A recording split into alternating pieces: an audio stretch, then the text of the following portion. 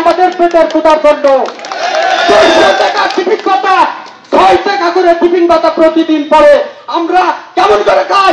ব্যাংকেরা 400 টাকায় তাদের টিফিন ভাতা, তাদের 450 আর আমাদের মাসে 200 টাকা। এই জঘন্য ধোয়ার কথা আমরা কোথাও খুঁজে পাই না। আমাদের বাংলাদেশ রেলওয়েতে 50 টাকা টিফিন ভাতা দেওয়া হয় সাথী বন্ধুরা, পৃথিবী রেশন দেওয়া হয়, যেটা পৃথিবী একটা মানুষ আজকে যে বাচ্চা জন্মে যদি ও কথা বলতে পারতো তাহলে বলতো এইটা আমার চুরি। তাই আমি বলবো 11 থেকে 20 গ্রেডের কর্মচারীদের জন্য অবশ্যই রেশনিং সিস্টেম চালু করতে হবে। যদি তা না করা হয় তাহলে সরকারি কর্মচারীদের জন্য 11 থেকে 20 গ্রেডের জন্য আলাদাভাবে বেতন কাঠামো করে দিতে হবে। তারাও একই বেতনে বাজার করে, আমরা কর্মচারীরাও ওই বাজারে বাজার করি। আমাদের জন্য আলাদা বাজার করে দেওয়া হয় না।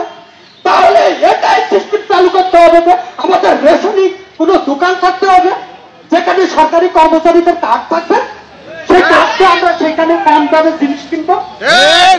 যে সকল বৈষম্যের বিরোধী ছাত্ররা বাংলাদেশ নব একটা দেশ স্বাধীন করেছে, আমরা কর্মচারীরা নব একটি পে স্কেল চাই, যে পে স্কেলের ভিতর কোনো বৈষম্য থাকবে না।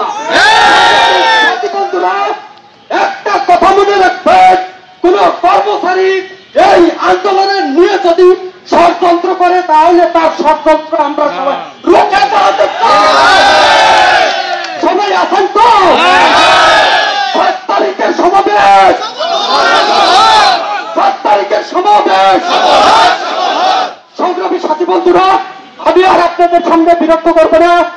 আমরা আজকের এই প্রোগ্রাম থেকে এখানেই সমাপ্তি করতে চাচ্ছি এবং অবিলম্বে আমাদের ইনশাল্লাহ আশা করতেছি সরকার পক্ষ থেকে একটা ভালো কিছু দিবে, সেই সুস্বাস্থ্য কামনা করে এবং 7 তারিখের মহাসমাবেশ কেন্দ্রীয় শহীদ মিনারে যদি আমাদের এই দাবি দাওয়াগুলো না মেনে নেওয়া হয় আমরা দলে দলে ইনশাল্লাহ যোগ করবো। সবাই হাত তুলে দেখান, যাবেন তো ইনশাল্লাহ? এখন কেউ এক্সকিউজ করবেন না যে অত দূর যাওয়া যাবে না, আমার যদি ক্ষুধা থাকে আমি দৌড়াবো, ক্ষুধা লাগলে বাগে ধান খাবে।